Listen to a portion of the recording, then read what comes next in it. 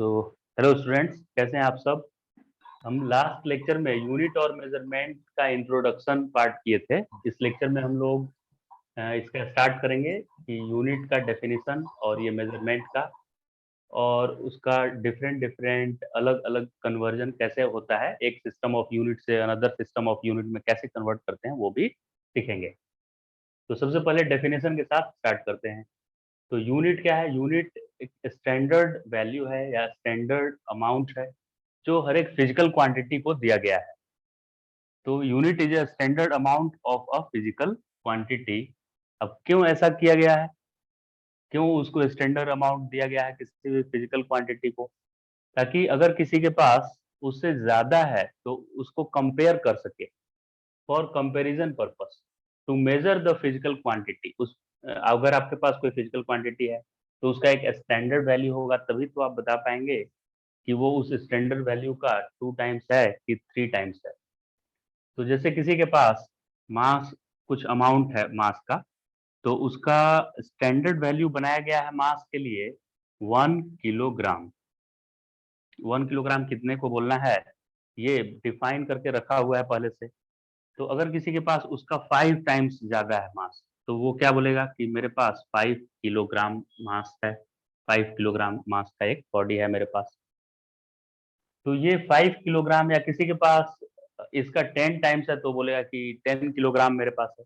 तो अगर ये नहीं होता, अगर ये स्टैंडर्ड वैल्यू नहीं बनाया जाता 1 किलोग्राम, तो किसी के पास कुछ इतना अमाउंट होता तो उसको वो आखिर क्या बोलता? वो अलग अलग लोग अलग बोल देते। कोई बोल देता कि ये मेरे पास 5 मीटर है, कोई बोल देता कि 5 सेकेंड है। और 5 ही क्या, कोई उसको 10 भी बोल सकता था, कोई इसको 15 भी बोल सकता था, क्योंकि पता ही नहीं था कि किससे हमको कंपेयर करना है कि नहीं। जैसे हम लोग हाइट बोलते हैं कि उसका हाइट मान लेते हैं कि 2 मीटर है, किसी का हाइट कोई बोल रहा है कि वो 2 मीटर हाइट है उसका। तो 2 मीटर कब बोलेंगे? जब 1 मीटर के बारे में हमको पता रहेगा कि 1 मीटर कितना होता है, तभी तो हम बोल रहे हैं कि 2 मीटर है, उसका मतलब 2 टाइम्स है उसका, राइट। तो इसके लिए मेजरमेंट के लिए क्या बनाया गया, एक स्टैंडर्ड वैल्यू बनाया गया ताकि हम उससे कंपेयर करके और बाकी के मेजरमेंट को आसानी से बता सकें कि कितना है वो। तो यूनिट क्या है? Unit is a standard amount of a physical quantity. Standard बनाया गया है जिसमें, अच्छा इसको यूनिट ही क्यों बोला गया? क्योंकि वो जो स्टैंडर्ड बनाया गया उसमें 1 को इंक्लूड किया गया, मतलब मास के लिए 1 kg को ही बनाकर डिफाइन करके रखा हुआ है। 1 मीटर नहीं बना, 2 kg को नहीं रखा गया है, या 3 kg नहीं वहां पे रखा हुआ है। जो साइंटिस्ट लोगों ने मिलकर बनाया है वो 1 को ही रखा है, इसीलिए इसका नाम क्या पड़ गया है? यूनिट। तो ये यूनिट क्या है? स्टैंडर्ड अमाउंट है, और वो भी 1 kg है, और 1 मीटर है, 1 सेकेंड है, of a physical quantity. Physical quantity क्या होता है? हमारे सराउंडिंग में वो सारे क्वांटिटी जिनको हम मेजर कर सकते हैं उनको बोलते हैं फिजिकल क्वांटिटी। फिजिकल मतलब जो हम एक्सपीरियंस करते हैं डे टू डे लाइफ में, उसको क्या बोलते हैं? फिजिकल। और क्वांटिटी मतलब विच कैन बी मेजर्ड। तो हमारे सराउंडिंग में जो भी हम एक्सपीरियंस कर सकते हैं उन चीजों को अगर हम मेजर कर पाएंगे तो उनका नाम क्या होगा? फिजिकल क्वांटिटी होगा। तो फिजिकल क्वांटिटी के लिए क्या एक स्टैंडर्ड अमाउंट डिसाइडेड है कि 1 कितना बोलना है। फिजिकल क्वांटिटी क्या क्या हम लोग जानते हैं? Physical quantity speed, velocity, displacement, mass, time, बहुत कुछ ऐसा चीज है जो हम मेजर करते हैं डे टू डे लाइफ में। उन सारे क्वांटिटी को जो हम किसी इंस्ट्रूमेंट के हेल्प से मेजर कर सकते हैं उसको फिजिकल क्वांटिटी बोलते हैं। तो फिजिकल क्वांटिटी के लिए उसका 1 कितना होगा, 1 kg कितना होगा, 1 मीटर पर सेकेंड कितना होगा, 1 एम्पियर कितना होगा, सब कुछ डिफाइन करके रखा हुआ है। और उसी को बोला गया है कि यूनिट है ये सब। तो मास के लिए क्या यूनिट बनाया गया है? 1 किलोग्राम। लेंथ के लिए 1 मीटर, टाइम के लिए 1 सेकेंड, इलेक्ट्रिक करंट के लिए 1 एम्पियर, मतलब 1 1 ही सब में डिफाइन करके रखा हुआ है। To measure the physical quantity of same kind is called a physical unit. तो फिजिकल यूनिट समझ गए क्या है? कि किसी फिजिकल क्वांटिटी को मेजर करने के लिए उसका एक स्टैंडर्ड डिफाइन करके रखा गया है, और उसी स्टैंडर्ड को नाम दिया गया है कि वो यूनिट वैल्यू है। अब आपके पास जो वैल्यू है यूनिट वैल्यू का 3 टाइम्स हो सकता है, 5 टाइम्स हो सकता है, इस यूनिट वैल्यू का आधा हो सकता है, ऐसे। तो यूनिट वैल्यू मतलब 1 वैल्यू उसका कितना होगा वो डिफाइन करके रखा हुआ है। तो फिजिकल क्वांटिटी को 2 कैटेगरी में डिवाइड कर लिया गया है इसके बाद। एक फंडामेंटल और एक डिराइव्ड फंडामेंटल क्वांटिटी भी होता है, और उसके एसोसिएटेड जो यूनिट्स होंगे उनका नाम होगा फंडामेंटल यूनिट। फंडामेंटल क्वांटिटी से एसोसिएटेड जो यूनिट्स होंगे उनका नाम क्या होगा? Fundamental units. और जो डिराइव्ड क्वांटिटी से एसोसिएटेड होंगे यूनिट उनका नाम होगा डिराइव्ड यूनिट्स। तो ये फंडामेंटल यूनिट्स किन यूनिट्स को बोलेंगे और डिराइव्ड किसको बोलेंगे? तो ऐसे unit which can not be derived from one another, मतलब ऐसा कुछ सेट हम तैयार करेंगे जिसको एक दूसरे के टर्म में एक्सप्रेस नहीं किया जा सकता है। जैसे मास, इसमें 7 आएंगे। मास होता है, और क्या होता है बताइए? फंडामेंटल टाइम होता है, मास, टाइम, लेंथ। मतलब अगर इन तीनों की हम बात करें, मास, टाइम और लेंथ की, सिर्फ ऐसे और 4 यहाँ लिखेंगे हम, तो आप मास को टाइम में रिलेट नहीं कर सकते हैं, मास को टाइम के टर्म में एक्सप्रेस नहीं कर सकते हैं हम लोग। लेकिन अगर मैं आपको बोलूं स्पीड, स्पीड कितना,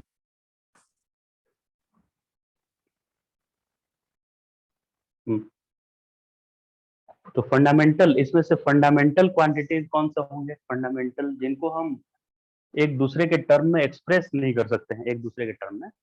तो fundamental units are those units which can not be derived from one another.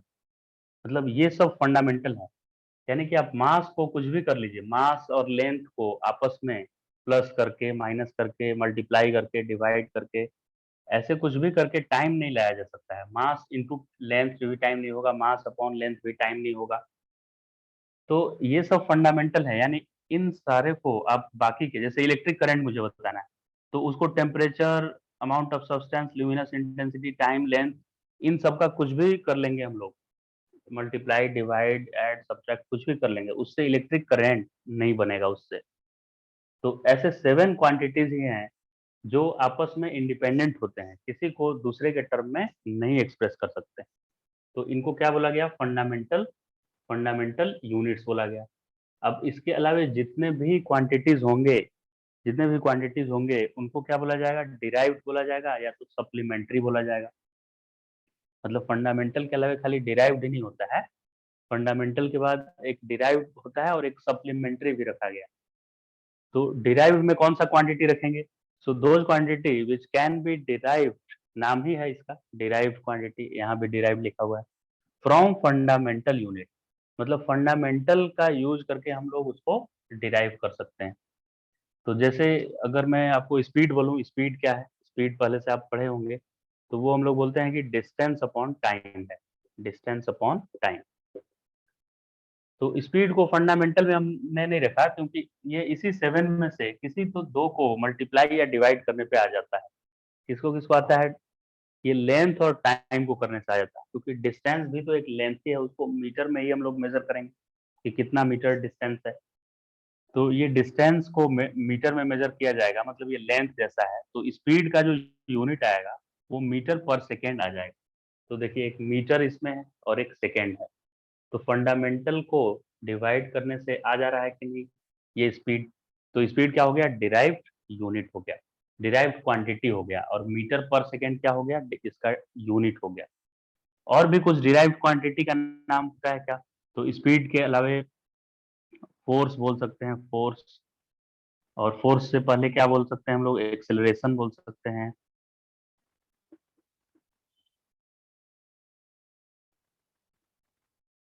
Acceleration भी क्या हो गया? डिराइव्ड हो गया। और वर्क भी डिराइव हुआ क्या? ये फंडामेंटल हो गया, वर्क भी डिराइव हो गया।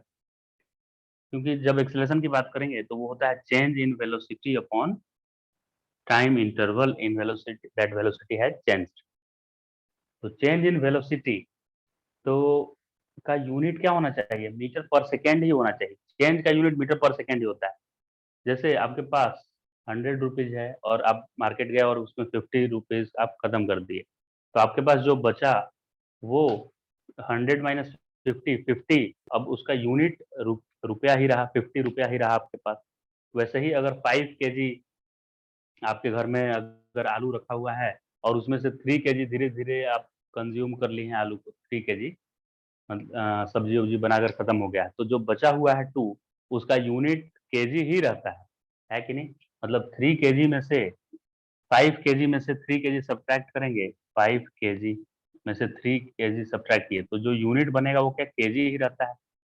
यानी सब्ट्रैक्शन में ये यूनिट नहीं कैंसिल होता है। 5 में से 3 सब्ट्रैक्ट हो जाएगा 2, लेकिन ये kg माइनस kg यहाँ यूनिट लेस नहीं हो जाएगा, kg ही रहता है।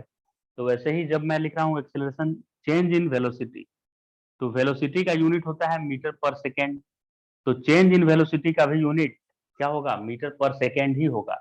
तो एक्सेलरेशन का यूनिट होगा इसका मीटर पर सेकेंड, और नीचे एक चेंज इन टाइम है, टाइम इंटरवल, उसका यूनिट सेकेंड ही रहेगा। तो एक ये सेकेंड था और एक पहले से यहाँ सेकेंड है, तो मीटर पर सेकेंड स्क्वायर। एक्सेलरेशन का यूनिट क्या हो गया, मीटर पर सेकेंड स्क्वायर। तो यानी एक्सेलरेशन कैसे मुझे मिल रहा है, तो उसमें लेंथ वाला एक रखना पड़ रहा है ये, और इसके स्क्वायर से डिवाइड करना पड़ रहा है, टाइम के स्क्वायर से डिवाइड करना पड़ रहा है।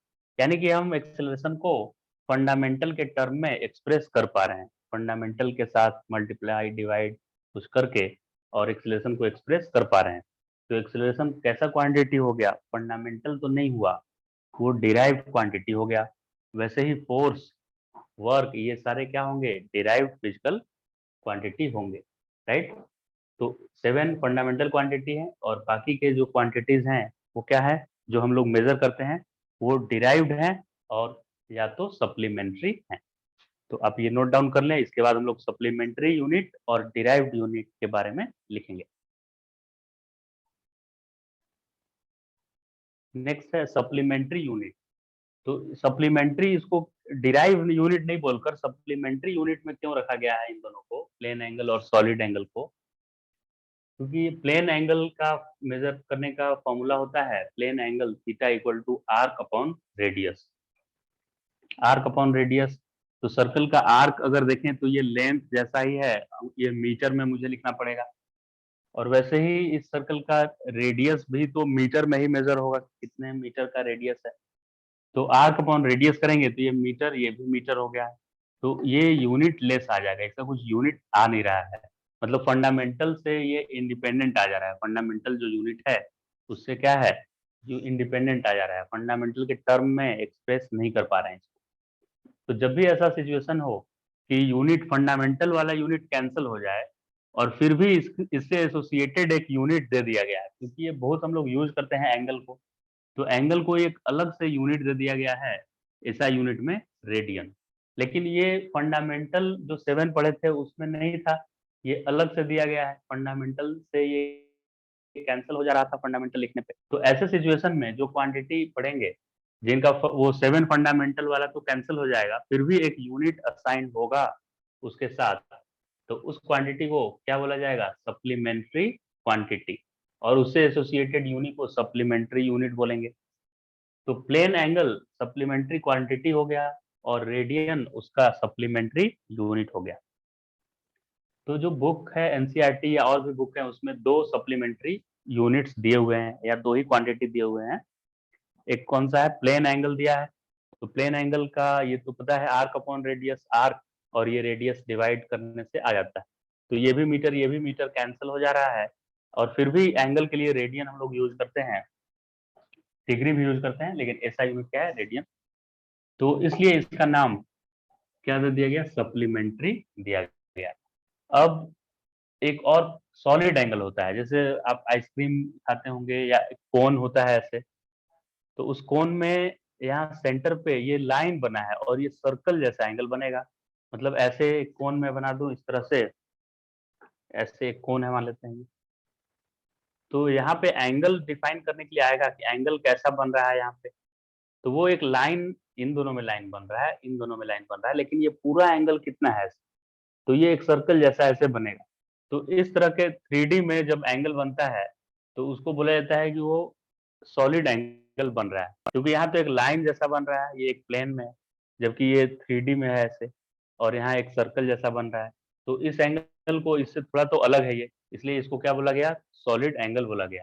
और इसका सिंबल ये ओमेगा है। अब इस सिंबल को ओम बोलते हैं जब यूनिट यूज करते हैं हम, और जब एज ए सिंबल यूज करते हैं क्वांटिटी का तो ओम नहीं बोलकर ओमेगा बोलते हैं। तो omega equal to area upon radius, तो ओमेगा मतलब आप समझिए सॉलिड एंगल। सॉलिड एंगल क्या होता है, तो यहाँ जो आर्क था उसके जगह पर ये एरिया लिखना है, ये वाला एरिया कितना एरिया है। अगर पूरा फुटबॉल अगर पूरा ले लेंगे स्फीयर तो ये एरिया कितना हो जाएगा, अगर ये कोन के जगह पर हम पूरा स्फीयर एक ले लें ऐसे, तो पूरा स्फीयर का एरिया मुझे लिखना पड़ेगा। तो ये पूरा ऐड होकर और ये एरिया पता है कितना आ जाएगा, 4πr²। 4πr² आ जाएगा, क्योंकि पूरे स्फीयर का एरिया 4πr² होता है। वैसे ही अगर ये पूरा सर्कल ले लें हम ऐसे, तो ये आर्क के जगह पर 2πr आ जाता है। 2πr पूरा ऐसे आर्क लेंथ कितना होता है, 2πr होता है। वैसे ही ये पूरा मैक्सिमम कितना हो सकता है, 4πr² होता है। ये आर्क मैक्सिमम कितना हो सकता है, 2πr हो सकता है। तो मैक्सिमम थीटा, थीटा मतलब एक प्लेन में कितना हो सकता है, एक थीटा, तो इसको मैं आर्क को लिख दूंगा 2πr और उसके रेडियस से डिवाइड कर दीजिए। तो एक सर्कल पूरा, अगर मैं इसको सर्कल कंप्लीट कर लूं, तो वो पूरा सर्कल कितना एंगल बनाएगा, 2π। अब वैसे ही अगर इस कोन को मैं पूरा कंप्लीट कर दूं, तो ये एक स्फीयर बनेगा क्या। वाटरमेलन में ऐसे एक कोन बनता है, इधर भी एक कोन बन सकता है, और उस पूरे कोन को हम एक्सपेंड करें तो क्या एक स्फीयर तैयार होगा मेरा। और उस स्फीयर का ये एरिया क्या हो जाएगा, स्फीयर का एरिया 4πr², और उसको r² से डिवाइड किए। अब ये r² से क्यों डिवाइड किए थे, इसको r से डिवाइड किए थे, क्योंकि मुझे इसको सप्लीमेंट्री रखा गया है, तो इसका यूनिट फंडामेंटल वाला तो कैंसिल हो जाना चाहिए, खाली 4π आना चाहिए। तो 4π के साथ ये मीटर स्क्वायर कैंसिल हो गया है, और अलग से एक यूनिट दे दिया गया है, इससे रेडियन, SR। तो एक स्फीयर अपने सेंटर पे कितना एंगल बनाता है, एक स्फीयर अपने सेंटर पे सॉलिड एंगल बनाता है कि प्लेन एंगल बनाता है, तो उसका आंसर है कि वो सॉलिड एंगल बनाता है। और एक सर्कल अपने सेंटर पे कौन सा एंगल बनाता है, प्लेन एंगल कि सॉलिड एंगल, तो वो सर्कल प्लेन एंगल बनाता है। तो एक कंप्लीट सर्कल अपने सेंटर पे कितना प्लेन एंगल बनाता है, तो उसका आंसर है 2π। वैसे ही एक स्फीयर अपने सेंटर पे कितना सॉलिड एंगल बनाता है, तो उसका आंसर है 4π रेडियन। इस तरह से आंसर करना है। लेकिन इन दोनों के अलावा और भी सप्लीमेंट्री यूनिट या सप्लीमेंट्री क्वांटिटी हो सकते हैं। जब भी ऐसा सिचुएशन आएगा फिजिक्स में कि वो 7 किसी क्वांटिटी को लिखेंगे, तो 7 क्वांटिटी जो है वो तो कैंसिल हो गया है, उसके टर्म में यूनिट नहीं आ रहा है, फिर भी उससे एसोसिएटेड एक यूनिट दिया गया है, तो उस क्वांटिटी को सप्लीमेंट्री बोल देंगे। जैसे loudness of sound, loudness of sound में भी ऐसा ही होता है कि साउंड का लाउडनेस अगर देखेंगे तो वो कैंसिल हो जाता है, इंटेंसिटी कितना साउंड का है अपॉन मिनिमम कितना ऑडिबल इंटेंसिटी का साउंड होना चाहिए, तो वो कैंसिल हो जाता है। फिर भी इससे एसोसिएटेड एक यूनिट डेसिबल दिया गया है। तो यानी डेसिबल वो 7 फंडामेंटल के टर्म में यूनिट नहीं आ रहा है, और ये अलग से एक यूनिट दे दिया गया है। इसीलिए इसका नाम भी आप बोल सकते हैं कि ये सप्लीमेंट्री यूनिट है, डेसिबल भी।